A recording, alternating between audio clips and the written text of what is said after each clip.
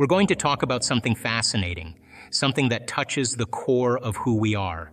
The idea that you might be a chosen one. Now, this concept of being chosen isn't just reserved for mythical tales or ancient scriptures. It's a very real phenomenon, something that each of us can tap into. So let's explore the 5 unique signs that you are a chosen one through the lens of the teachings that have guided so many on their path to personal transformation. The first sign that you are a chosen one is an innate sense of purpose. From a young age, you might have felt that you're here for a reason, something bigger than the mundane routines of daily life. This feeling isn't just a vague notion, it's a deep, compelling force that drives you to seek out what truly makes your heart sing. You see, our brains are wired to find meaning and purpose. It's a natural part of being human. When we align with that inner calling, we activate a higher level of consciousness. This means that when you follow your sense of purpose, you are tuning into a more profound state of awareness. This is not just a psychological concept, but a measurable state. Studies show that individuals who have a clear sense of purpose have more coherent brainwave patterns. This coherence means their brain is functioning at a more optimal level, allowing them to think more clearly and make better decisions. When your brain waves are coherent, it creates a sense of harmony within you. This harmony helps you stay focused on your goals and remain calm even in challenging situations. This coherence between your heart and mind creates a powerful energy field around you. This energy field is like a magnet that attracts opportunities and resources to help you fulfill your mission. When you are aligned with your purpose, you may notice that things seem to fall into place more easily. People who share your vision come into your life, and doors that were once closed begin to open. For example, if your purpose is to help others, you might find that you are naturally drawn to professions or activities that allow you to make a difference. You may meet mentors who guide you on your path, or you might stumble upon books and resources that provide the knowledge you need. This is not a coincidence. It is the universe responding to your inner alignment. The second sign is resilience.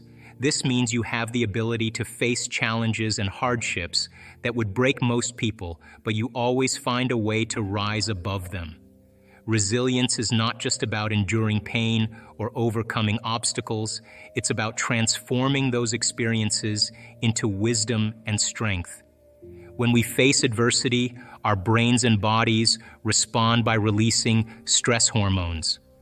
These hormones help us survive in the short term by making us more alert and ready to act. However, when we learn to shift our perception of these challenges, we can transform stress into growth. This is the essence of resilience. By changing the way we think and feel about our experiences, we alter our biochemistry. When we face tough situations, our body usually reacts with stress, seeing the situation as a threat. But if we learn to view challenges differently, our body can start to see stress as a positive thing. Instead of feeling overwhelmed, we can see challenges as opportunities to learn and grow. This change in perspective helps us become stronger and wiser. For example, imagine you're going through a difficult time at work or school.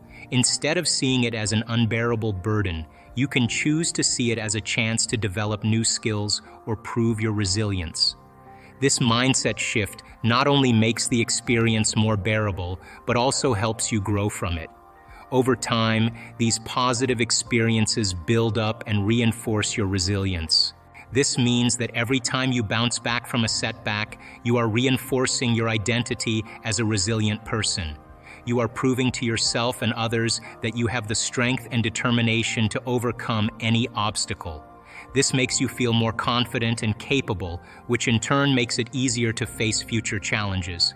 Resilience is a key trait of those who achieve great things in life. It allows you to keep moving forward, even when things get tough.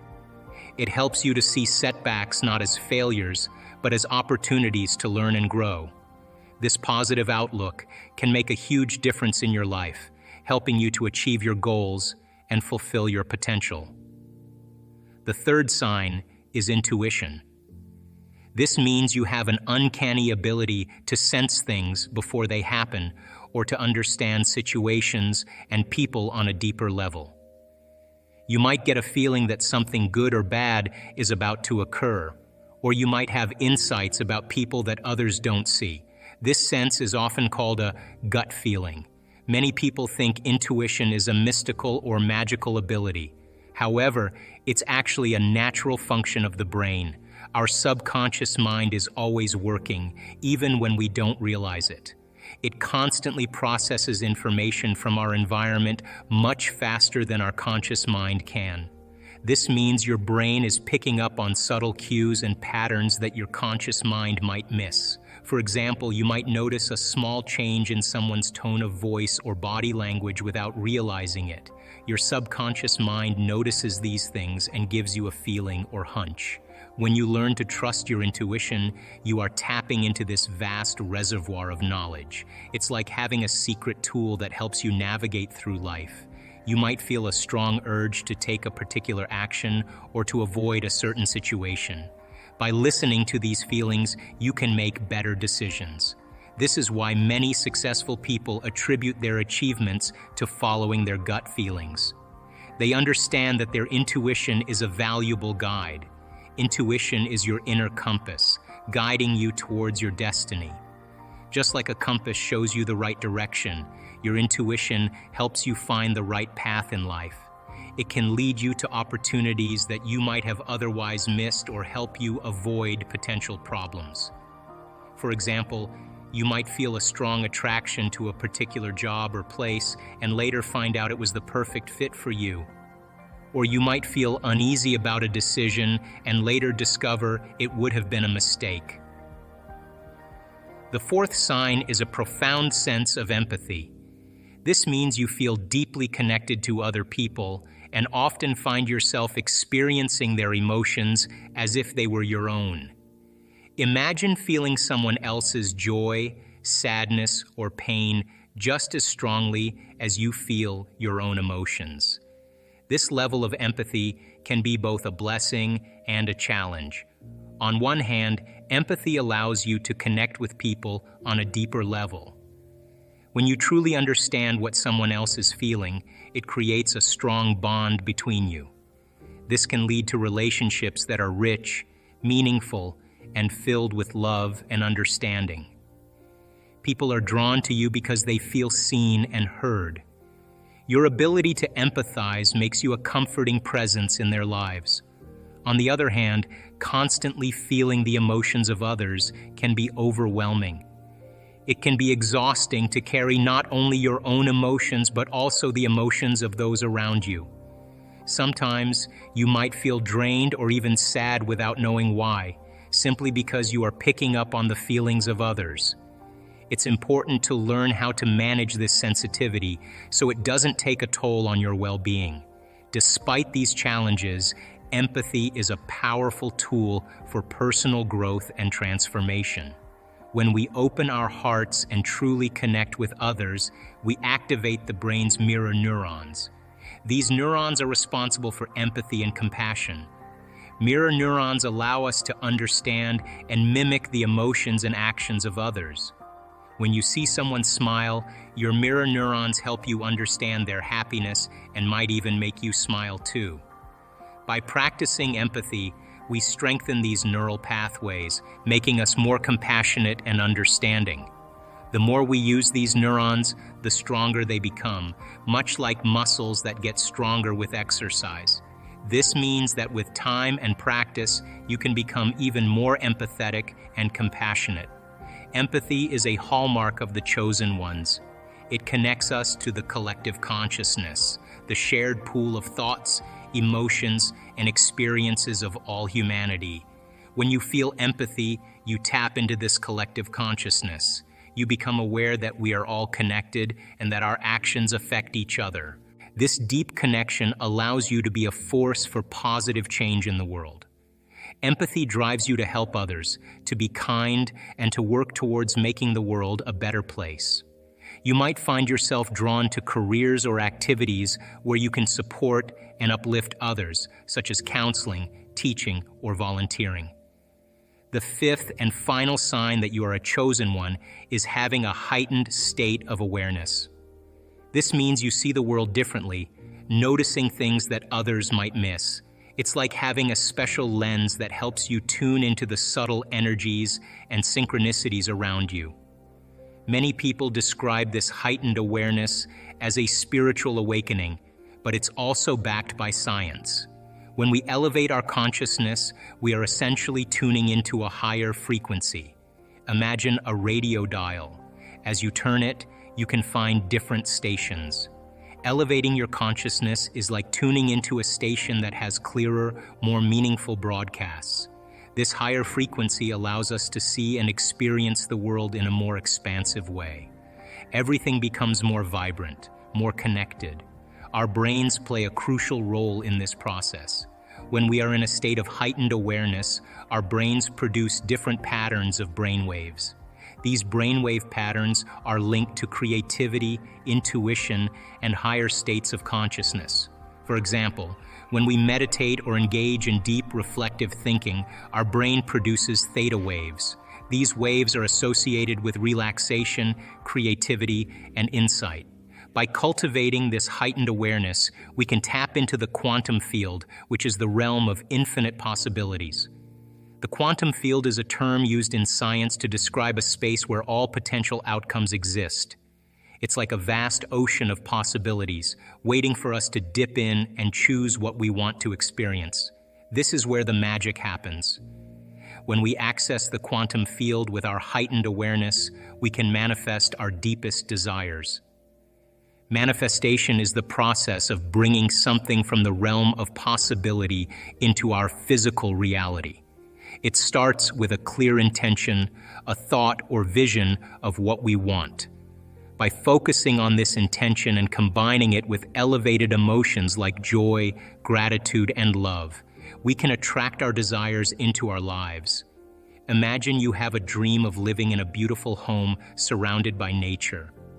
With heightened awareness, you can visualize this dream in great detail. You see the house, the garden, the trees, and feel the joy of living there. This clear intention, combined with the elevated emotions you feel, sends a powerful signal to the quantum field.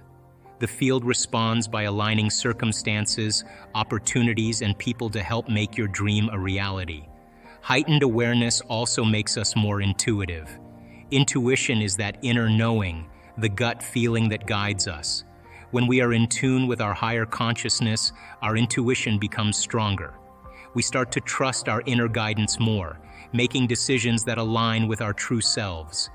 This leads to a more fulfilling and purposeful life. Another aspect of heightened awareness is being present in the moment. Many of us spend a lot of time thinking about the past or worrying about the future. But when we are fully present, we can appreciate the beauty of life as it unfolds. We notice the small miracles, the synchronicities, and the interconnectedness of everything. Living in the present moment also reduces stress and anxiety. When we are aware of our thoughts and emotions, we can choose how to respond to situations rather than reacting automatically. This mindfulness helps us stay calm and centered even in challenging times. Now let's dive deeper into how these signs manifest in your life and how you can harness them to fulfill your highest potential. When you have a strong sense of purpose, you are like a magnet, attracting all the resources, people, and opportunities that align with your mission. This is because your energy is coherent, and coherence creates a powerful magnetic field around you. This field is what draws everything you need into your life. So if you haven't yet discovered your purpose, take some time to reflect on what truly makes you happy and fulfilled. What are the activities or causes that ignite a fire within you? Follow that passion, and you will naturally align with your purpose. Resilience is about more than just bouncing back. It's about transforming adversity into growth. When faced with challenges, instead of seeing them as obstacles, view them as opportunities for personal development. This shift in perspective can have a profound impact on your biochemistry. Studies have shown that people who adopt a growth mindset, the belief that they can grow and improve through effort and learning, have lower levels of stress and higher levels of well-being. So the next time you face a setback, remember that it's an opportunity to grow and evolve. Intuition is your inner guide, helping you navigate through life with ease and grace. To strengthen your intuition, practice mindfulness and meditation. These practices quiet the mind and allow you to tune into the subtle signals from your subconscious. Trusting your intuition can lead to better decision-making and a more fulfilling life. So pay attention to those gut feelings and inner nudges. They are your inner compass, guiding you towards your true path. Empathy connects you to others in a deep and meaningful way. By practicing empathy, you not only enhance your relationships, but also activate the brain's mirror neurons, which are responsible for empathy and compassion. This creates a positive feedback loop, where the more you practice empathy, the more compassionate you become. So make an effort to truly connect with others, listen to their stories, and understand their perspectives. This will not only enrich your life, but also make you a force for positive change in the world. So being a chosen one is not about being special or different. It's about recognizing and harnessing the unique gifts and abilities that we all possess. The moment you remember your problems, a memory is a record of the past. You're thinking in the past. Every one of those problems has an emotion associated with them. So all of a sudden you start feeling unhappy, you start feeling bitter, you start feeling frustrated. So now your body's in the past. So then most people then create a state of being that's connected to their past. The same behaviors create the same experiences, and the same experiences produce the same emotions. And those very same emotions drive the very same thoughts. And your biology, your neurocircuitry, your neurochemistry, your neurohormones, and even your genetic expression is equal to how you think, how you act, and how you feel. And how you think, how you act, and how you feel is called your personality. And your personality creates your personal reality. That's it. So then, if you wanted to create a new personal reality, a new life, then you would have to start thinking about what you've been thinking about and change it. You would have to become aware of your unconscious thoughts and observe them. You would have to pay attention to your automatic habits and behaviors and modify them. And you would have to look at the emotions you live by every single day that are connected to your past and decide if those emotions belong in your future. You see, most people try to create a new personal reality as the same personality, and it doesn't work. You literally have to become someone else. And you are here this week to learn vital information about creating a future and be defined by a vision of the future instead of the memories of the past. Because if you are not defined by some vision that is bigger than you and you are not passionate about that vision, then you are left with the old hardware of the past in your brain and you will be predictable in your life. So would you agree then? New thoughts, new information should lead to new choices. New choices should lead to new behaviors. And new behaviors should create new experiences. And new experiences should produce new emotions. And those new emotions should drive new thoughts. And that's called evolution. So if your brain is a record of the past and you don't have a vision of the future, then you are living in the past. And you will never arrive at that new future. Now there's another potential for you to exist free from the chains of the old self. That potential exists right now. Now where you place your attention is where you place your energy. So you want that energy to move right to the top of your head. So then as you inhale, you bring that energy all the way up to the top. You keep following your breath. You lock all the way to the top. When you get to the top, now you hold your breath. And when you hold your breath, you contract those intrinsic muscles and you begin to lift those muscles up and you begin to compress those muscles and you begin to push that cerebral spinal fluid up into your brain. So then why do I ask you to inhale and hold your breath? Now this isn't inhaling and turning purple and pushing. If you're doing that, you're doing it wrong. It's a slow, steady breath and you follow that breath all the way to the top, either to the top of your head, or you put your awareness on where that pineal gland is between the back of your throat and the back of your head. Now, when you inhale, that inhalation is very slow and very steady. It's not a big inhalation and pushing. It's a slow, steady breath, and you're contracting these muscles and coordinating it, and you're following your breath all the way to the top of your head. And when you get to the top of your head, I'm going to ask you to inhale a little bit more, and as you pull up, you're going to lock these muscles down even further, and you're lifting them up. Once you lift them up and you have your attention either on the top of your head or the space that your pineal gland occupies in space, I'm going to ask you to lock those muscles down and pump, squeeze, or push. And I want you to push that fluid up into your brain by squeezing the muscles. Not by holding your breath harder, but by squeezing those muscles. I want you to begin to pump that fluid and begin to compress up against your pineal gland. When you do this breath, you have to demonstrate a will that's greater than any program. You have to find a level of intensity or a level of passion that's greater than the body as the mind or any addiction to any emotion.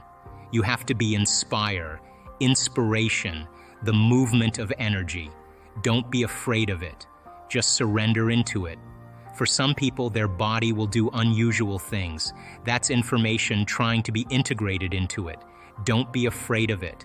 Just surrender into it. If your body does weird things, more than likely that's energy moving to your brain. If you have a lapse of consciousness or you all of a sudden find yourself on the ground, that's energy moving into your brain.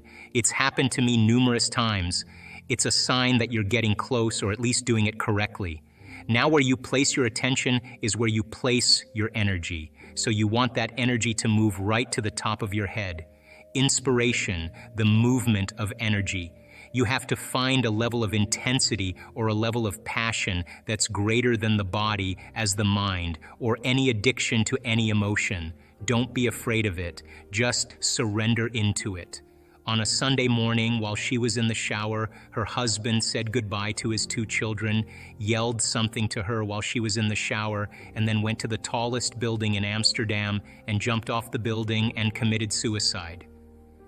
Now that is a stressful event, and when she got the news, she experienced all the emotions that people experience from something that's shocking and traumatic like that. She was suffering, she was in pain, she was resentful, she was guilty, she was confused, she was angry. She went through the whole gamut of emotions, and all of those emotions, by the way, are derived from the hormones of stress.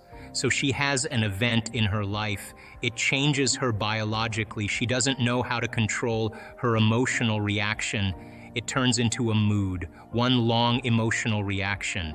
If you keep reviewing that event in your mind, you begin to produce the same chemistry in your brain and body as if the event was occurring. So her body is being conditioned to the past because she's reliving the experience 50 to 100 times in a day, and her body is beginning to believe it's in the same past experience over and over again. It ultimately goes from a mood to a temperament, and now people are asking her in her life, "Why are you so upset?" She tells the story, and she's basically saying, I am this way because of this event that happened to me 4 months ago. So then if we keep that going for extended periods of time, and those emotions are driving our thoughts, and we can't think greater than how we feel, our feelings have become the means of thinking. We're thinking in the past, and now we're stuck in our biology. So one day she wakes up, and she's completely paralyzed from her waist down. And she can't get out of bed, so they rush her to the hospital. They do MRIs, they do all the tests. They can't find anything significant with her, so they just diagnose her with neuritis. And so now she's bedridden, and she cannot literally get out of bed. So now she can't work, she can't take care of her children. Her mother has to move in with her, and she doesn't have any money because she's not working, and her stress levels go up. So now the condition gets worse. As her stress levels go up, it's the same chemicals of stress that are knocking the brain and body out of balance, signaling the wrong genes in the wrong way.